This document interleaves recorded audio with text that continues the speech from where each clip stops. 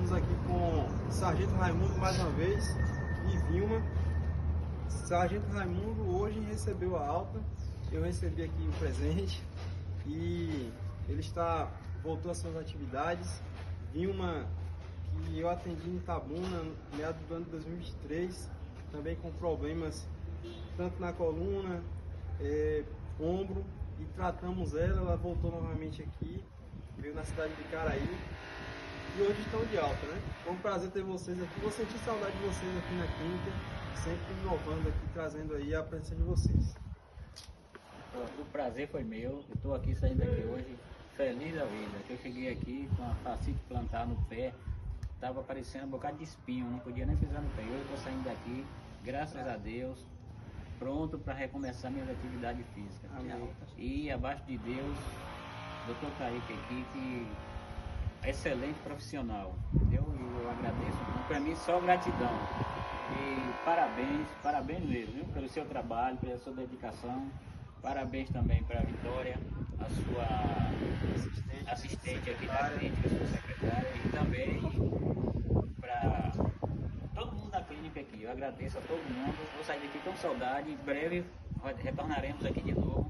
Não com problema, viu? Mas para visitar vocês, tá bom? Com fé em Deus. E Vilma, Não tenho mais o que falar, né? Já foi falo aí. E só agradecer, né? A palavra é gratidão.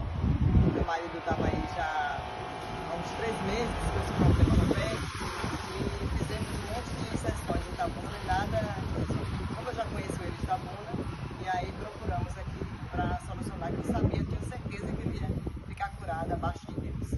Isso eu tenho que agradecer ao Dr. Taíque pela dedicação, né? Pela empatia que ele tem com os pacientes dele. E ele está de parabéns e vou voltar sempre aqui, não com dor, mas com saudades, visitar a clínica sempre que a gente puder, viu? E feliz da vida que a gente está indo hoje para Itabuna, muito feliz. Gratidão, doutor.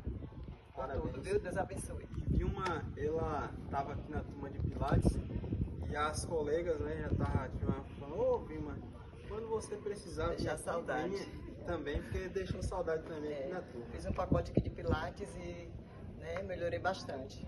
Graças Se eu a morasse aqui em Bicaraí, ele poderia ter certeza que eu ia. Pensou até em vir pra cá, né, Vilma? Mas ia demorar aqui, Tá para poder pensativo ficar Quer ir embora pra sendo cá? aluna dele ainda. Mas deu tudo certo, graças a Deus. E eu tinha certeza que no final ia dar certo. Gratidão. Gratidão.